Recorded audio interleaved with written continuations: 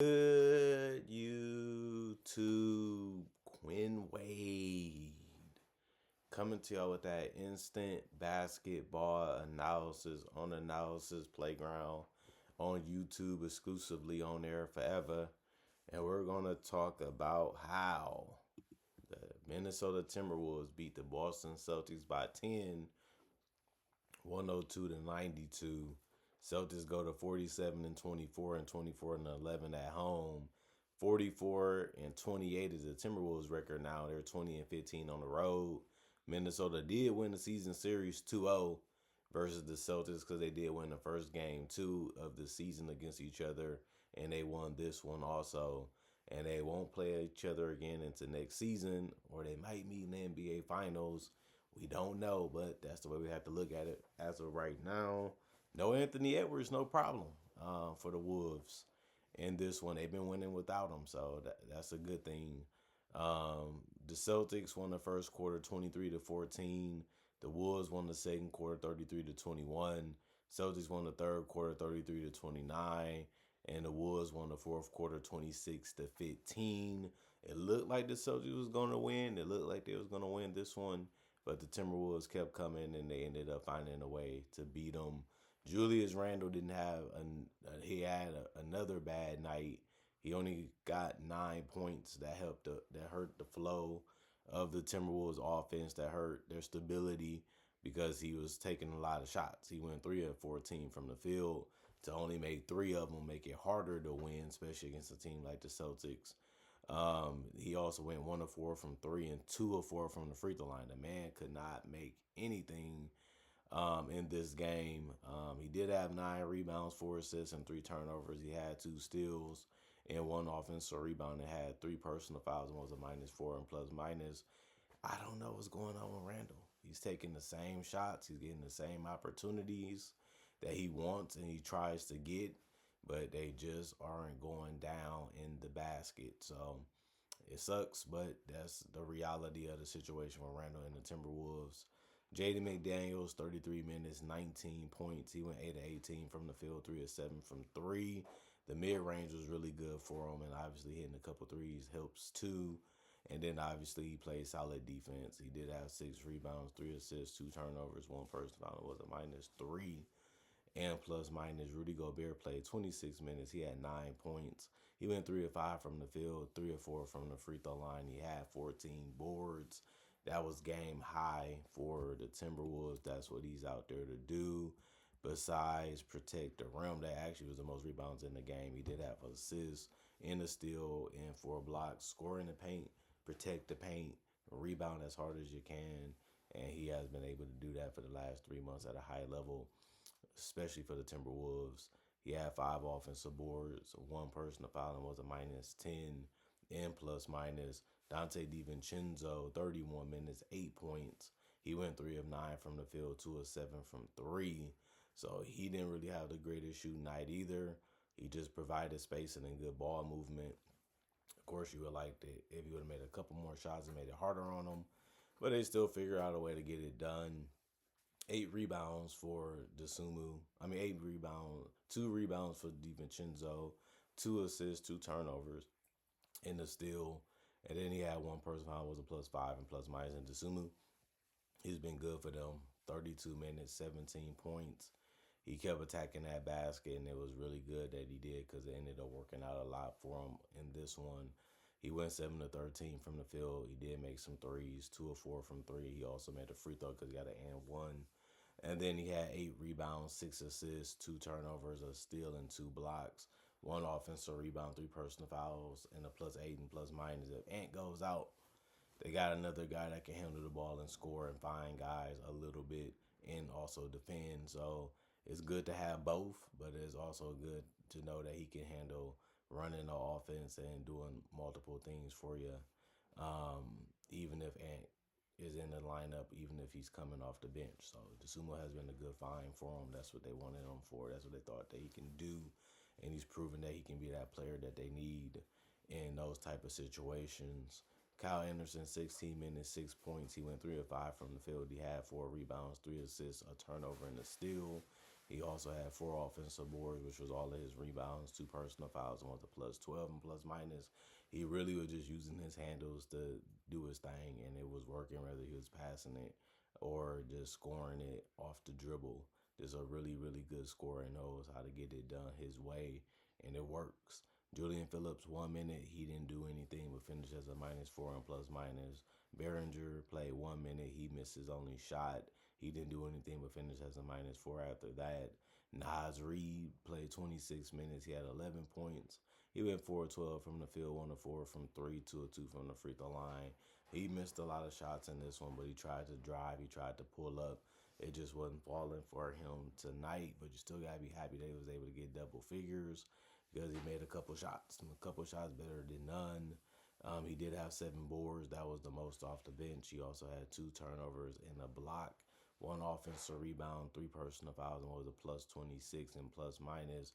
Jalen Clark, 12 minutes. He ended up getting 3 rebounds and 2 assists. He also had 1 turnover and no personal fouls and was a plus 6 and plus minus. He didn't take any shots, but he tried to do some other things to help the team out when he was out there. You got to be happy about that. Terry Shannon Jr. played 1 minute. He didn't do anything because of that, but he did finish as a minus four and plus minus. Bones Highland played 29 minutes. He ended up getting 23 points. He made some big shots for the Timberwolves to be able to get the lead and hang in the game throughout the game. He ended up going 8 of 14 from the field, meaning he got some 2 pointers to go down, which he had to do because they was running him off the 3 point line and forcing him to do some other things. But he still made his threes. He went 3 of 7 from three. That's okay, but you'll take it most times. And then he went 4 of 4 from the free throw line. So he really came in and had a high impact on this game and was a difference maker for them, especially on the offensive end. He did have 3 rebounds, 3 assists, 1 turnover, and a steal. He also had 1 personal foul and was a plus 26 and plus minus. And then Pullen played 1 minute. He didn't do anything but get a personal foul, and he finished as a minus four and plus minus. And then them Celtics, they was impressive. They was winning the game a lot. They was up by double figures in this game, but they ended up just making too many mistakes and missing too many shots when the game was on the line. Jason Tatum, 31 minutes. He had 16 points. He went 6 of 16 from the field, 2 of 7 from three, 2 of 3 from the free throw line, but he did get a double double with 11 rebounds. He also had 2 assists, 1 turnover, and 2 steals.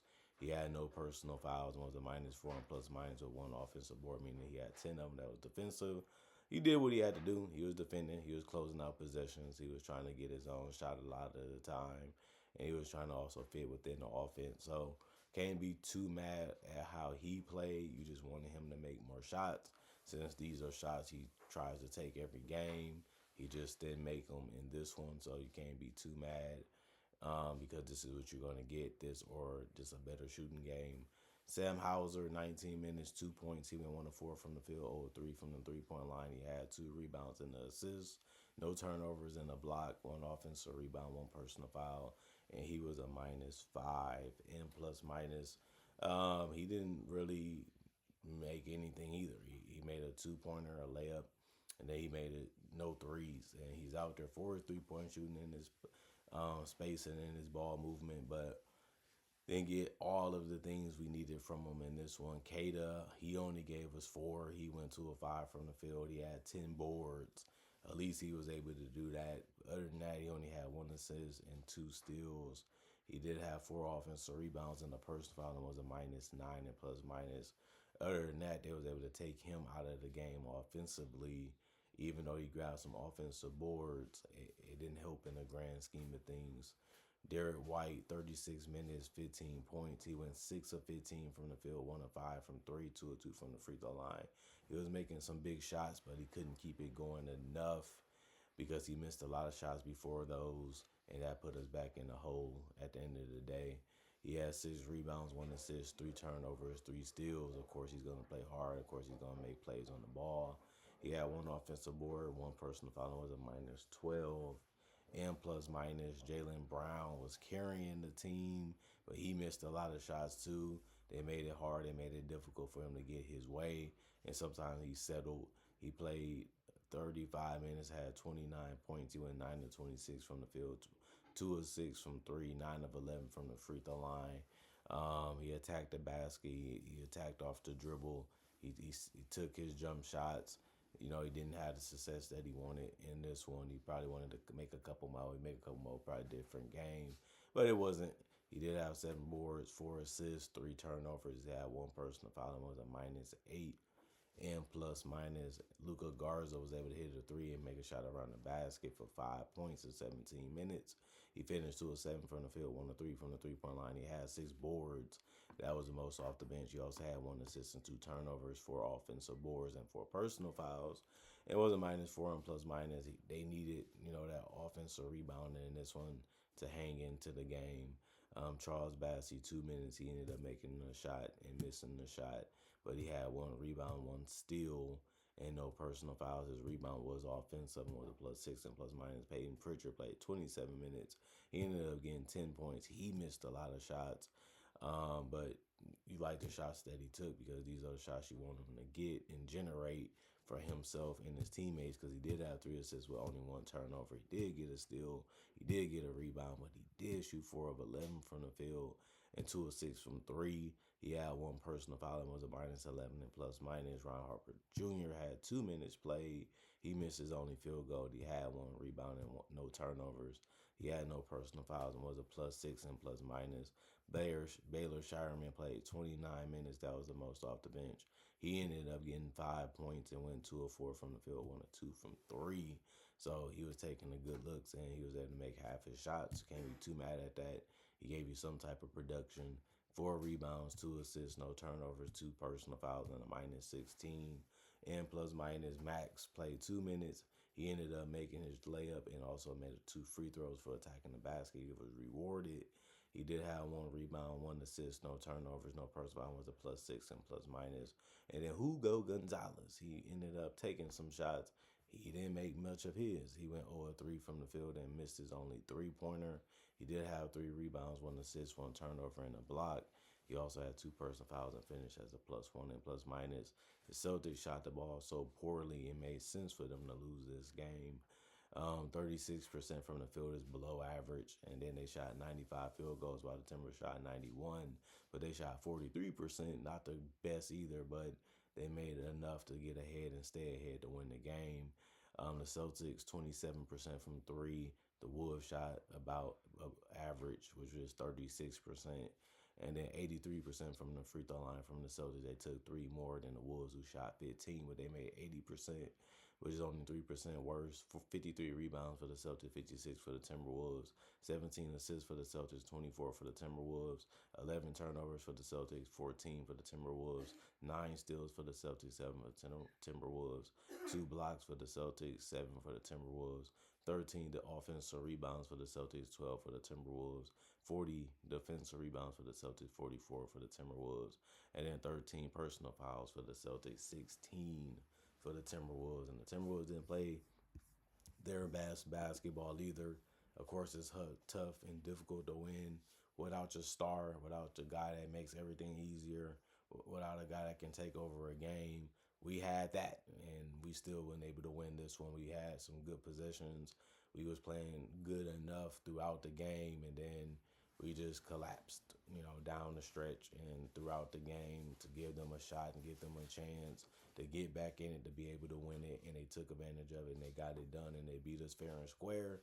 So we can't really say nothing but they was better than us tonight, and now it's just time to move on to the next game.